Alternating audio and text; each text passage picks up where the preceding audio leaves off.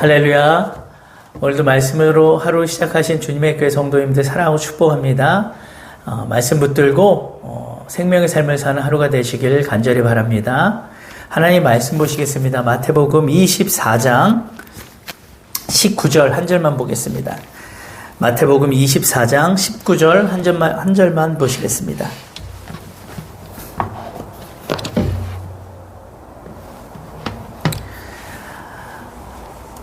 다 같이 시작. 그날에는 아이 벤 자들과 젖 먹이는 자들에게 화가 있으리로다. 지난 화요일 새벽 예배 때 멸망에 가증한 것에 대해 말씀을 나누었고, 그 말씀만큼이나 우리에게 친숙하면서도 조금 난해한 성경 구절이 이 시간 함께 나눌 본문 말씀이 아닌가 생각이 듭니다.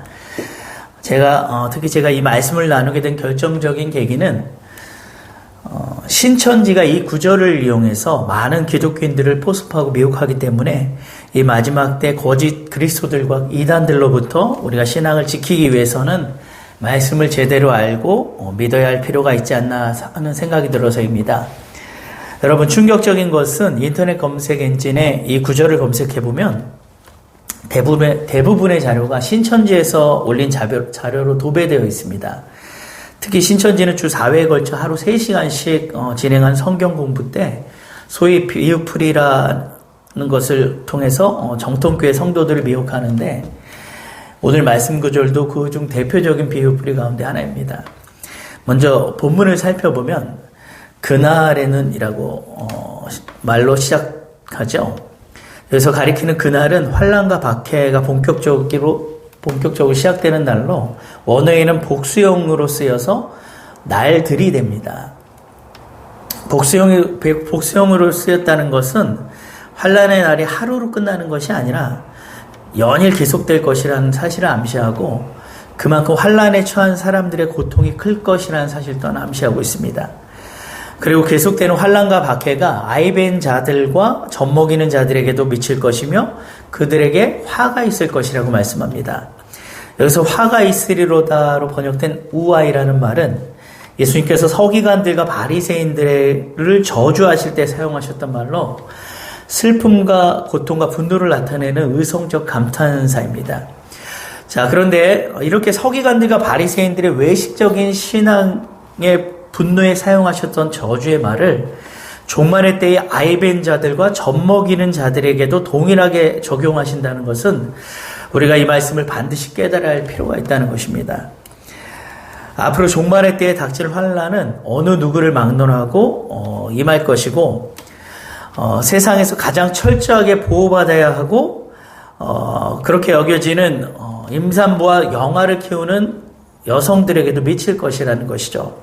사실 이런 사람들은 적군이 침략하고 재난이 덮칠 때 보통 사람들보다 도피하기 더 어려운 신체 조건과 상황을 가지고 있는 자들로 무자비한 어떤 사륙자들의 그런 칼에 삼킬 여지가 훨씬 크다고 볼 수가 있겠죠. 실제로 AD 70년에 일어난 예루살렘 멸망 당시 성을 미쳐 빠져나가지 못한 110만여 명의 죽임을 당한 것으로 나오는데, 그 가운데 여성들과 유아들이 상당히 많았다고 합니다. 자, 그런데 문제는요, 우리가 지금 마지막 때를 살아가고 있는데 예수님의 이 예언처럼 아이벤 자들과 젖 먹이는 자들이 어떻게 이 종말을 대비해야 하느냐는 것입니다. 자, 이 말씀대로라면 사실 종말의 때에는 결혼도 하면 안 되고, 설령 결혼했다 할지라도 아이를 낳지 말아야 화를 당하지 않을 수 있습니다. 신천지가 바로 여기서부터 기독교 기성교회의 목사님들의 설교를 비판하면서 그들의 교리를 펼치기 시작합니다. 즉 기성교회 목사님들이 이 말씀을 문자적으로 해석하여서 말 그대로 종말의 때에는 아이벤 자들과 젖 먹이는 여성들이 피난을 가기에 어려움이 있어서 화가 있을 것이고, 차라리 결혼 안 한 여성이 복이 있다라는 라고 설교한 것을 이 신천지에서 이제 그걸 가지고 꼬투리를 잡습니다. 그리고 하는 말이, 그러면 종말의 때에는 처녀만 구원을 받는 것이냐, 그리고 그렇게 설교하는 목사들의 자녀들은 왜 결혼을 시키는 것이냐라고 주장하는 것이죠. 여기까지 보면 어쩌면 기성교회 목사님들의 설교보다도 신천지가 더 설득력이 있어 보입니다. 하나님께서는 창세기에서부터 생육하고 번성하여 땅에 충만하라 하셨고 모든 사람이 구원을 받으며 진리를 아는 데 이르기를 원하신다고 하셨는데 그러한 문자적인 해석은 잘못됐다고 이제 지적을 하는 것이죠. 자, 그리고 그들의 해석을 이제 이야기합니다. 자, 이것은 예수님의 비유를 통해서 예언한 영적인 사건으로 아이 뵌 자는 하나님의 말씀의 씨로 성도를 낳은 목자이고 젖 먹이는 자는 성도에게 말씀을 먹이는 또한 목자라고 이렇게 해석을 하는 것입니다. 그래서 기성교회 목자들은 잘못된 해석을 통해 이제 화를 당하게 된다라고 주장하는 거죠. 그러니까 아이 뵌 자나 젖 먹이는 자가 다 목자라고 비유를 해요. 그래서 기성교회 목자들이 그런 잘못된 해석을 통해서 말씀을 먹이기 때문에 화를 당한다라고 주장하는 거예요. 자, 그리고 바른 해석으로 이제 성도들을 낳고 먹이는 참된 목자가 바로 이만이라고 주장을 하는 겁니다. 결국 이단들의 전형적인 수법으로 꼭 어느 특정한 인물, 소위 교주라는 사람이 부각이 되고 신성시 되어서 재림 예수네 보혜사 성령이네 하면서 이제 둔갑을 하는 거죠. 자, 그런데 처음부터 본색을 드러내지 않고 어느 정도 세뇌가 되었을 때 정체를 드러내기 때문에 이미 빠져버린 사람들이 거기서 헤어나오기가 쉽지 않다는 겁니다.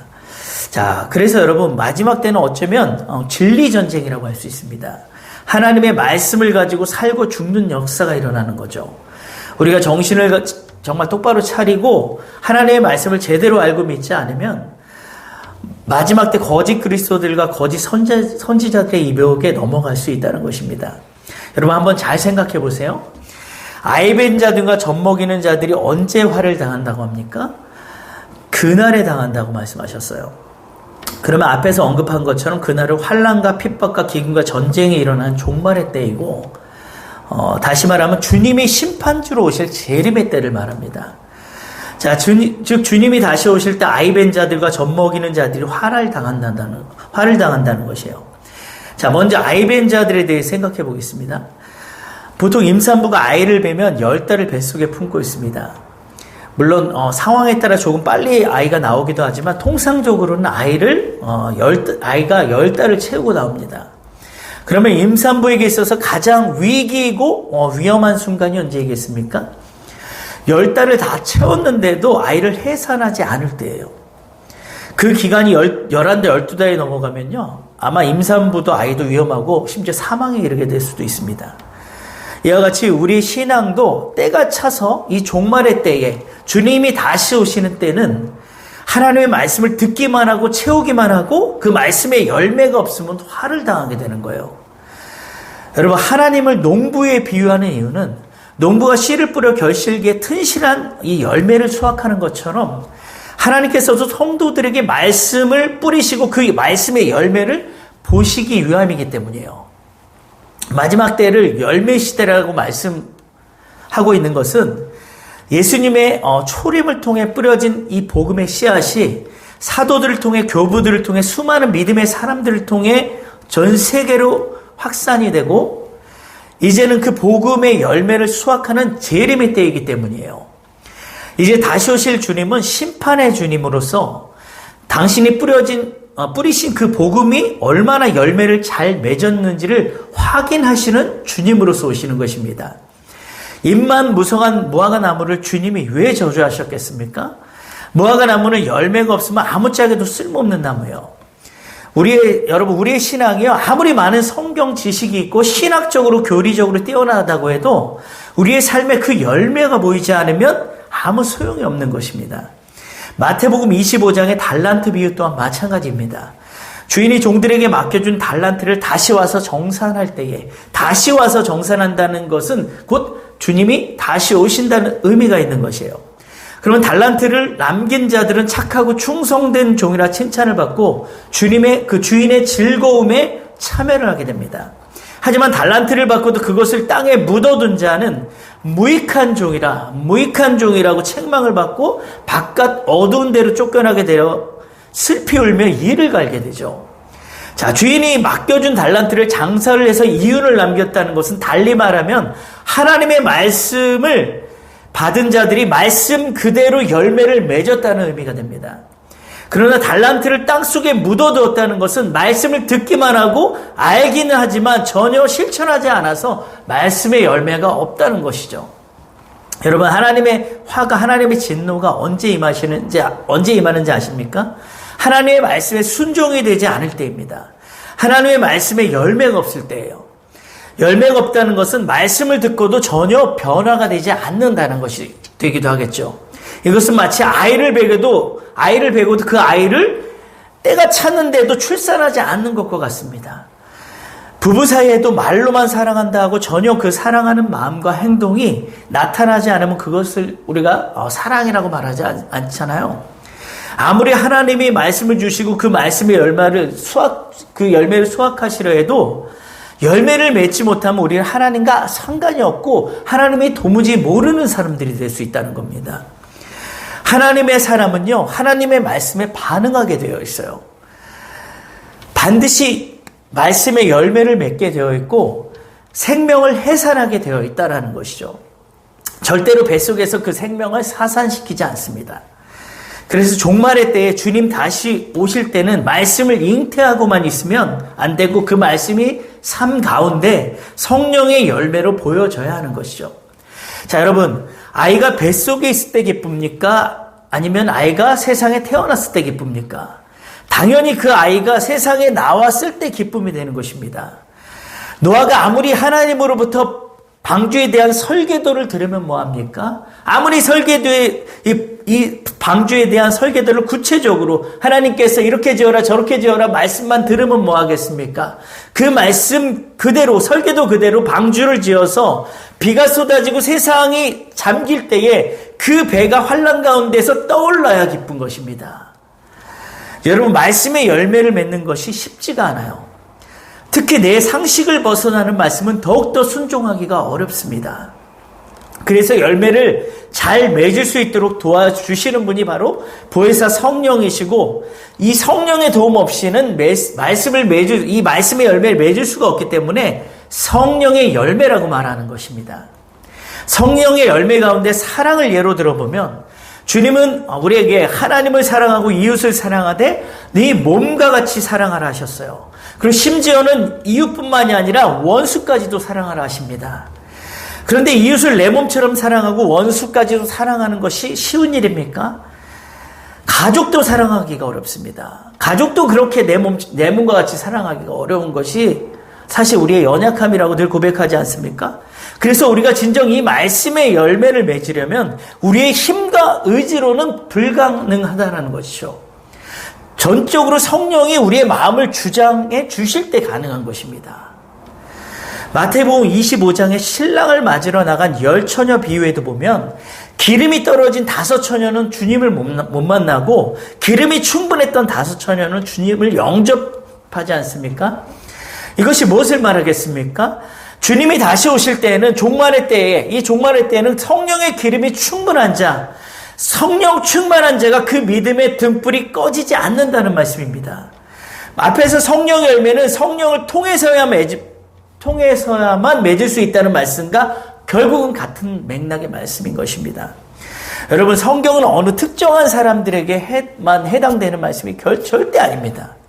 제가 멸망에 가증한 것에 대해 말씀드릴 때도 우리의 심령이 거룩한 하나님의 성전이면 이곳에 멸망에 가증한 것이 서지 않도록 먼저는 우리 자신의 신앙을 점검해야 한다고 강조했습니다. 그래서 멸망에 가증한 것에서 나를 제외시켜버리면 그 말씀은 나와 상관없는 말씀이 되어버리는 것이죠. 오늘 말씀도 아이벤 자를 문자적으로만 해석하여 마지막 때에 임신한 여성에게 화가 있다고 그렇게 말씀을 한정 짓게 되면 그 외의 사람들은 전혀 그 말씀과 무관해지고 앞에서 신천지 주장처럼 마지막 때는 혼인도 금지해야 되고 또 출산도 금지해야 하는 것이냐고 하는 이 반발을 살 수밖에 없습니다. 또 신천지의 주장처럼 아이벤자를 바울이 디모데에게 내가 너를 해산의 수고로 낳았다 하면 이 말씀을 인용해서 목자라고 한정 짓는 것도 역시 말이 안 되는 억지 주장일 뿐이 되는 것이겠죠. 여러분, 하나님의 말씀은요, 말씀을 듣는 사람이라면 어느 누구에게나 적용이 되어야 합니다. 누구에게는 해당이 되고 누구에게는 해당이 되지 않으면 해당되지 않는 사람은 절대로 신앙이 성장할 수도 변화될 수도 없어요. 우리가 흔히 말하지 않습니까? 이 말씀은 저 집사에게 해당되는 거야. 이 말씀은 저 권사에게 해당되는 거야. 이게 얼마나 잘못된 신앙입니까? 하나님의 모든 말씀은 그 말씀을 듣는 사람이 다 해당이 되어서 그 말씀을 깨닫고 적용하고 실천할 때에 말씀이 온전해지고 우리의 믿음이 성장하고 우리가 변화가 될 수 있는 것입니다. 그러면 젖먹이는 자들은 누구를 가리키는지 어느 정도 예상이 되겠죠. 여기서 젖먹이는 자들은 원어로 타이스 데라주의 사이스라는 말로 써요. 젖먹이 애를 가진 자 또는 젖을 빨고 먹는 자를, 먹고 있는 자를 의미하는 그런 말씀이에요. 그래서 종말의 때에는, 즉 주님의 오심의 때에는 젖을 먹이는 자나 젖을 먹는 자나 다 화가 있다는 것입니다. 히브리서 5장에 보면 이런 말씀이 있습니다. 젖을 먹는 자마다 어린 아인이 이에 의의 말씀을 경험하지 못한 자요. 단단한 음식은 장성한 자의 것이니 그들은 지각을 사용함으로 연단을 받아 선악을 분별하는 자들이니라. 즉 단단한 음식을 먹는 자는 영적으로 장성한 자라는 거예요. 그들은 지각을 사용함으로써 연단을 받아 선악을 분별할 수 있는 자라는 거죠. 즉 영적 분별력이 있는 자들을 말하는 거겠죠. 즉 종말의 때에 단단한 음식을 먹어 장성한 믿음이 되어야 되는데도 불구하고 아직도 영적으로 성숙하지 못해서 믿음의 초보 단계에 머물러 있기 때문에 그 젖먹이는 자에게는, 그 영적으로 어린 자에게는 화가 있다고 말씀하신 거예요. 여러분, 우리 라헬이도 이제 컸다고 젖을 먹지 않습니다. 아이가 커가면서 단단한 음식을 먹어야 성장이 되고 건강하게 자라서 결혼까지도 할 수 있는 성숙한 여인이 되는, 성숙한 여성이 될 수 있는 것 아니겠습니까? 이처럼 우리의 신앙도 종말의 때에 주님이 신랑으로 오시는 때에는 젖먹이는 자로 또는 젖먹는 자로 머물게 되면 신부로서의 자격에 합당하지 않습니다. 이제는 성령을 통해서 의의 말씀을 경험하고 오직 하나님의 나라와 의를 구하는 삶으로 바뀌게 될 때 주님의 아름다운 신부로 점점 더 단장되어지는 것입니다. 오늘 하루도 이 말씀의 의미를 깊이 깨닫고 이 마지막 때를 살아가는 우리 주님의 교회 성도님들이 아이벤 자가 아닌 생명을 생산하는 분들이 되시고 젖먹이고 젖먹이는 자가 아닌 단단한 음식을 먹는 성숙한 그리스도인들이 되시기를 예수님의 이름으로 축복합니다. 하나님, 그 은혜와 사랑에 진심으로 감사드립니다. 이 마지막 때에 얼마나 영적으로 혼탁한지 말씀을 가지고 영혼들을 미혹하고 이 말씀으로 영혼들을 죽이고 있는 그런 거짓 선지자들, 거짓 그리스도들이 얼마나 많은지 모릅니다.